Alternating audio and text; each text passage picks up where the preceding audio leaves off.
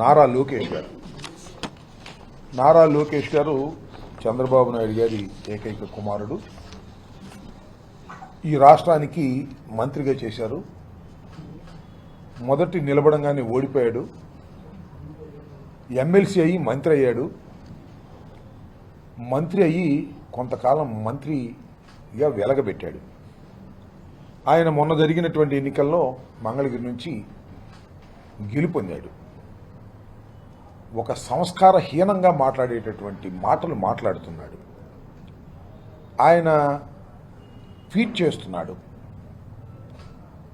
దానితో పాటు ఆయనకున్నటువంటి సోషల్ మీడియా ఏదైతే ఫేక్ న్యూస్ ఫ్యాక్టరీ ఉందో దాని ద్వారా ఎడిట్ చేసినటువంటి వీడియోలను ప్రచారం చేసేటటువంటి కార్యక్రమం చేస్తున్నారు.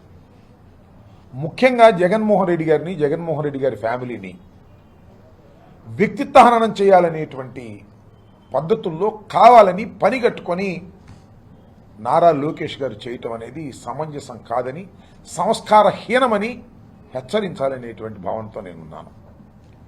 నిజంగా ఆయన గురించి చెప్పాలంటే కోకొల్లలుగా కథలున్నాయి. ఆయన ఇవాళ జగన్మోహన్ రెడ్డి గారు ఇడుపులపై వెళ్ళి రాజశేఖర రెడ్డి గారి వర్ధంతి సందర్భంగా అక్కడ నివాళులు అర్పించే కార్యక్రమంలో ఎడిట్ చేసినటువంటి వీడియోని విజయమ్మ గారిని లెక్క చేయలేదు, విజయమ్మ గారిని అసలు పలకరించలేదు అనేటటువంటి మాటలు మాట్లాడి జగన్మోహన్ రెడ్డి గారిని వ్యక్తిత్వంగా బురదల్లాలనేటువంటి ఒక విష ప్రయత్నాన్ని నారా లోకేష్ గారు చేస్తున్నారు. అసలు నీ సంస్కారం ఏంటి అని అడుగుతా ఉన్నా. అసలు నువ్వు ఎలా ఇలాంటి కార్యక్రమాలు చేస్తున్నావో మనందరికీ తెలుసు. శని ఆదివారాలు ఉన్నాడు, ఆయన టక్కన మాయమైపోతాడు. ఎక్కడికి వెళ్తాడు చెప్తా. సందర్భం వచ్చినప్పుడు శని ఆదివారాల్లో మంత్రి గారు టక్కన మాయమైపోయి ఎక్కడికి వెళ్తాడనే విషయాలను కూడా సందర్భం వచ్చినప్పుడు తప్పనిసరిగా నేను చెప్తాను. వాళ్ళ బాబాయ్ ఉన్నాడు. సరే, చంద్రబాబు నాయుడు గారు ఒక వ్యక్తినే కన్నాడు. ఆయనకేమి చెల్లెళ్ళు అన్నలు లేరు కాబట్టి రాజ్యం చేస్తున్నాడు. ఓకే, మీ బాబాయ్ ఉన్నాడు. మీ బాబాయికి సంఖ్యలేసి 10 సంవత్సరాల పాటు వెలుగులోకి రాకోకుండా మీరు ఆయన కట్టేసినటువంటి సందర్భం, అంత హీనంగా ప్రవర్తించినటువంటి సందర్భాన్ని ఈ సందర్భంగా నేను గుర్తు చేస్తున్నాను. నిన్నగాక మొన్నే ఎమ్మెల్యే గారు, మీకు బాగా సన్నిహితమైనటువంటి ఎమ్మెల్యే గారు దగ్గుపాటి వెంకటేశ్వర ప్రసాద్, ఆయన చేత జూనియర్ ఎన్టీఆర్ గారిని ఇష్టం వచ్చినట్టు బూతులు ఇట్టించావు. సరే, జూనియర్ ఎన్టీఆర్ అనే వ్యక్తి భవిష్యత్తులో నీకు పోటీ అవుతాడని ఎక్కడో భయం నీ పార్టీలో, తెలుగుదేశం పార్టీలో. ఎందుకంటే మీ తాతగారి పోలికలు కలిగినటువంటి అసలైన సిసలైనటువంటి మనవడు ఆయన. నువ్వేమో చంద్రబాబు నాయుడు గారు ముఖ్యమంత్రిగా ఉన్నాడు కాబట్టి నీ స్వయం ప్రకాశితం లేకపోయినా రాజకీయాలు చేస్తున్నావు. కాబట్టి నీకు భయం ఏంటంటే జూనియర్ ఎన్టీఆర్ గారి మీద భయం. అది మీ సమస్య అనుకోండి, అది వేరే అంశం. జూనియర్ ఎన్టీఆర్ గారిని ఎలా తిట్టించావు? వైరల్ అయింది. జూనియర్ ఎన్టీఆర్ గారిని తిట్టిస్తే పర్వాలా, నీకు శత్రువు లేకపోతే ప్రత్యర్థి అవుతాడనే భయం ఉంది కాబట్టి. జూనియర్ ఎన్టీఆర్ గారి తల్లిని తిట్టించావు, హరికృష్ణ గారి భార్యని తిట్టించావు. అది నీ సంస్కారం. ఇవాళ జగన్మోహన్ రెడ్డి గారి గురించి మాట్లాడేటటువంటి కార్యక్రమం నువ్వు చేస్తున్నావు. నీ తెలుగుదేశం ఆఫీస్ ఉంది కదా హైదరాబాద్లో, ఇప్పుడే ఒక దుకాణం సర్దారు. అక్కడ ఉన్నంత ఏంటంటే యూట్యూబ్లు పెట్టుకుని ఈ ఫేక్ న్యూస్ ఫ్యాక్టరీలు పెట్టి వీళ్ళకి డబ్బులు ఇచ్చి అది సోషల్ మీడియా లాగా నడిపి దాని మీద జగన్మోహన్ రెడ్డి గారిని, వైఎస్ఆర్ కాంగ్రెస్ పార్టీని ఇష్టం వచ్చినట్టుగా మాట్లాడేటువంటి కార్యక్రమాలు మీరు చేస్తున్నారు. ఇది సరైనటువంటి విధానం కాదని ఈ సందర్భంగా చెప్పదలుచుకున్నాను. లోకేష్ కాస్త జాగ్రత్తగా ఒళ్ళు దగ్గర పెట్టుకొని ప్రవర్తిస్తే మంచిది.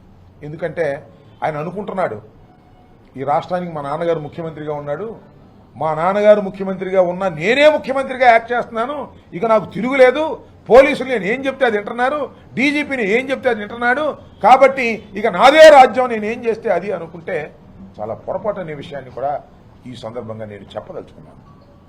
నారా లోకేష్ గారు వాళ్ళ ఈనాడులో కూడా ఇది ఇచ్చారండి. ఇది నారా లోకేష్ గారి ఆధ్వర్యంలోనే మరి కిరణ్ గారు ఉన్నాడు కదా, రామోజీరావు గారి కుమారుడు, ఆయన ఒక కార్టూన్ వేశాడు. జగన్మోహన్ రెడ్డి గారికి అపాయింట్మెంట్ కోసం పాసులు ఇస్తున్నారంట. నేను అడుగుతా ఉన్నా, మిస్టర్ నారా లోకేష్, అసలు మీ నాన్నకి అపాయింట్మెంట్లు ఇచ్చేది ఎవరు? నీ పర్మిషన్ లేనిదే మీ నాన్న ఎవరిని కలవడానికి లేదు. ఇది జరుగుతున్నటువంటి తంతు. ఎవరైనా నారా చంద్రబాబు నాయుడు గారు ముఖ్యమంత్రి గారు కలవాలి అంటే ముందు పాస్ ఈయన దగ్గర తీసుకోవాలి. ఎవరి దగ్గర? నారా లోకేష్ గారి దగ్గర తీసుకుంటేనే చంద్రబాబు నాయుడు గారు అలౌ చేస్తారు. మరి పాసు నారా లోకేష్ గారు ఇస్తారు, ఈయన వెళ్ళి కలుస్తారు. మరి పాస్ ఇవ్వడానికి వాళ్ళు ఏమిస్తారు తర్వాత చెప్తాను. ఇలా దౌర్భాగ్యమైనటువంటి పద్ధతుల్లో ప్రభుత్వాన్ని నడుపుతున్నారు మీరు, నువ్వు మీ నాన్నగారు.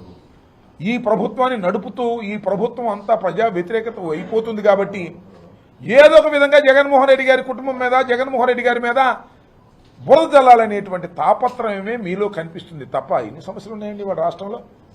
కోకొల్లాల సమస్యలు ఉన్నాయి. గిట్టుబాటు ధర లేక రైతులు అలో లక్షణాన్ని బాధపడుతున్నారు. యూరియా లేదు, కరెంటు ధరలు పెరిగిపోయాయి, వరదలు వచ్చి అమరావతి మునిగిపోయింది. అదేమంటే మునిగిందంటే మేము ఒప్పుకుంటున్నారు, అది వేరే అంశం అనుకోండి. ఇన్ని సమస్యలతో రాష్ట్రం సతమతమైపోతే జగన్మోహన్ రెడ్డి గారి మీద బురద జల్లటం, రాజశేఖర రెడ్డి గారి వర్ధంతి సందర్భంగా విజయమ్మ గారిని పలకరించలేదనేటువంటి మాటలు మాట్లాడటం, ఇలాంటి తప్పుడు ప్రచారాలు చేసేటటువంటి పద్ధతుల్లో నారా లోకేష్ గారు వ్యవహరిస్తున్నారు. అధికారం శాశ్వతం కాదనే విషయాన్ని కూడా దయచేసి నారా లోకేష్ గారు గుర్తుపెట్టుకోవాలని కూడా మనవి చేస్తున్నాం. మాటలు జాగ్రత్తగా రానివ్వాల్సినటువంటి అవసరం ఉంటుంది. జగన్మోహన్ రెడ్డి గారు ఈ రాష్ట్రానికి ముఖ్యమంత్రిగా చేశారు. నీలాగా తండ్రిని అడ్డం పెట్టుకొని కాదు, తండ్రి చనిపోయిన తర్వాత స్వయం కృషితో ముందుకొచ్చినటువంటి వ్యక్తి ఆయన. నీలాగా కాదని మనం చేస్తున్నాం. కాబట్టి జగన్మోహన్ రెడ్డి గారి మీద బురద జల్లటం అనేది శ్రేయస్కరమైనది కాదు. ఏదైనా ఉంటే రాజకీయంగా విమర్శలు చేయి తప్ప ఇలాంటి దుర్మార్గమైనటువంటి రాజకీయాలు చేస్తే మాత్రం మర్యాదగా ఉండదని కూడా ఈ సందర్భంగా నేను చెప్పదలుచుకున్నాను. ఇక రెండో అంశానికి వచ్చినప్పుడు, అసలు అంశానికి, రేపు 9వ తారీఖున రాష్ట్ర వ్యాప్తంగా ఆర్డీఓ ఆఫీసుల ముందు యూరియా, మీరు చూస్తున్నారు రైతు ఎన్ని కష్టాలు పడుతున్నాడు. ఇవాళ యూరియా 600 పెట్టినా దొరకనటువంటి పరిస్థితి. మొత్తం యూరియానంతా కూడా ప్రైవేట్ మార్కెట్కు తరలించేశారు.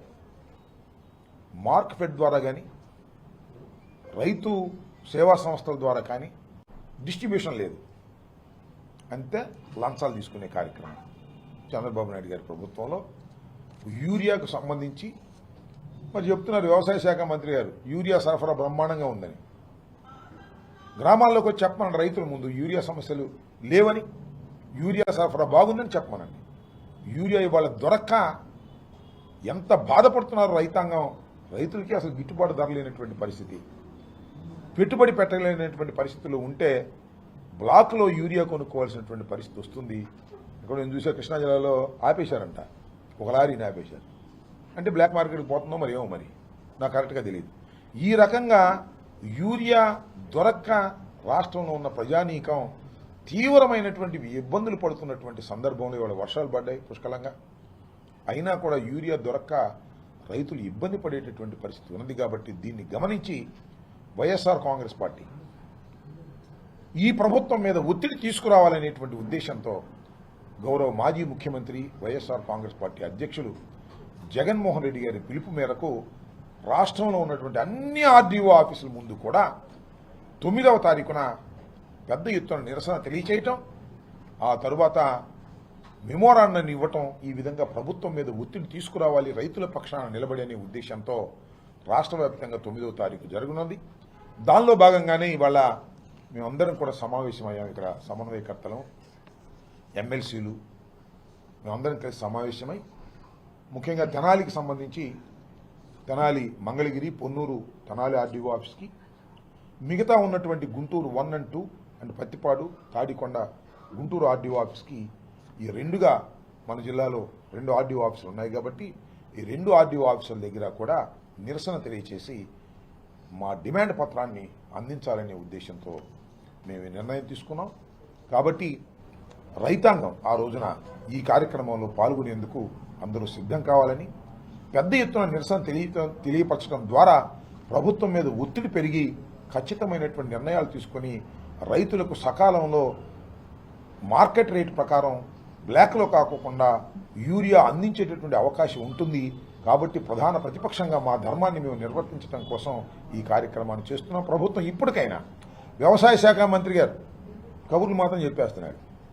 ఎక్కడో అన్నాడు కామెంట్లు, లైన్లో నుంచోలేదా యూరియా కోసం జనం, రైతులు యూరియా కోసం లైన్లో నుంచోలేదా, ప్లేట్ పట్టుకుని బఫే కోసం నుంచోవట్లేదా, అట్లా నుంచుంటే తప్పేంటి అనేటువంటి మాట తప్పేం లేదు.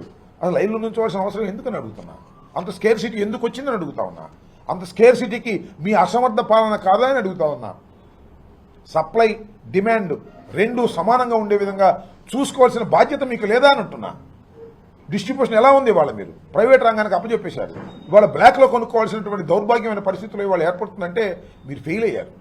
టోటల్గా రైతుల విషయంలో ఈ ప్రభుత్వం, తెలుగుదేశం ప్రభుత్వం అధికారంలోకి వచ్చిన దగ్గర నుంచి కూటమి ప్రభుత్వం రైతుల్ని ఎక్కడా పట్టించుకోవడం లేదు. నేను ఒక మాట చెప్తా ఉన్నా, మీ అందరికీ కూడా తెలుసు, మిర్చి ధర గురించి ఏమన్నారు, మిర్చి ధర మేము నిర్ణయించామన్నారు. ఒక్క క్వింటా కూడా మిర్చి ధరని నిర్ణయించిన ధర కొన్నటువంటి పరిస్థితి 11,900 చిల్లర ఎంతో చెప్పారు అప్పుడు చంద్రబాబు నాయుడు గారు, ఇక్కడ మన ఎంపీ గారు. ఎక్కడ కొనలా, మన మిర్చి యార్డులో ఒక్క టిక్కీ కూడా కొన్నటువంటి పరిస్థితి. కబుర్లు మాత్రం బ్రహ్మాండంగా చెప్తున్నారు, పేపర్లో ఈనాడులోను ఆంధ్రజ్యోతిలోను వండి వారుస్తున్నారు. కానీ ప్రజానీకం మాత్రం తీవ్రమైనటువంటి ఆందోళన, ముఖ్యంగా రైతాంగం. మిర్చి రైతు అంటే ఏంటి, ఉల్లి రైతు అంటే ఏంటి, శనగ రైతు అయితే ఏంటి, ఏ రైతైనా ఇవాళ వరికి యూరియా లేక అల్లాడిపోతున్నటువంటి పరిస్థితి. రేపు గిట్టుబాటు ధర వస్తుందో రాదు తర్వాత సంగతి. పంటలు వేస్తేనేమో అవన్నీ కూడా వరదలు వచ్చి కొట్టుకుపోయిన సందర్భం, మళ్ళీ నాట్లు వేసుకోవాల్సినటువంటి పరిస్థితి, మళ్ళీ ఊడ్చుకోవాల్సినటువంటి పరిస్థితి. ఈ రకంగా రైతు నానా విధాల ఇబ్బంది పడుతుంటే రైతు పక్షాన నిలబడవలసినటువంటి ప్రభుత్వం రైతుల్ని పట్టించుకోకుండా ఇబ్బంది పెడుతున్నటువంటి ఈ సందర్భాన్ని పురస్కరించుకొని రేపు 9వ తారీఖున పెద్ద ఎత్తున రాష్ట్ర వ్యాప్తంగా జరిగేటటువంటి ఈ కార్యక్రమంలో మరి తెనాలి, అదేవిధంగా మన తెనాల్లో సేవ చూసుకుంటాడు, ఇక్కడ మేము అందరం కలిసి ఖచ్చితంగా దీని కార్యక్రమాన్ని దిగ్విజయం చేసి ప్రభుత్వం మీద ఒత్తిడి తీసుకొచ్చి రైతాంగాన్ని ఆదుకునే కార్యక్రమంలో మీరందరూ కూడా భాగస్వాములు కావాలి రైతాంగం అని ఈ సందర్భంగా నేను విజ్ఞప్తి చేస్తున్నాను. ఇన్పుట్ సబ్సిడీ కూడా సక్రమంగా అందనటువంటి పరిస్థితి ఉంది. మీరు చూస్తున్నారు ప్రభుత్వం వచ్చిన దగ్గర నుంచి. అదే వైఎస్ఆర్ కాంగ్రెస్ పార్టీ అధికారంలో ఉన్నప్పుడు ఇన్పుట్ సబ్సిడీ ఖచ్చితంగా డేట్కి ఇచ్చినటువంటి ఘనత జగన్మోహన్ రెడ్డి గారికి దక్కుతుంది. రైతుల పక్షపాతిగా జగన్మోహన్ రెడ్డి గారు ఉంటే ఇవాళ రైతుల్ని వేధించేటటువంటి ప్రభుత్వంగా ఇవాళ ఈ ప్రభుత్వం తయారైంది. ఇకనైనా ఈ ప్రభుత్వం ఈ ప్రభుత్వం మీద చేస్తున్నటువంటి ఒత్తిడికి తలొగ్గి మీరు సక్రమంగా డిస్ట్రిబ్యూషన్ చేయాల్సినటువంటి అవసరం ఉంది అని ఈ సందర్భంగా మేము గుర్తు చేస్తున్నాం.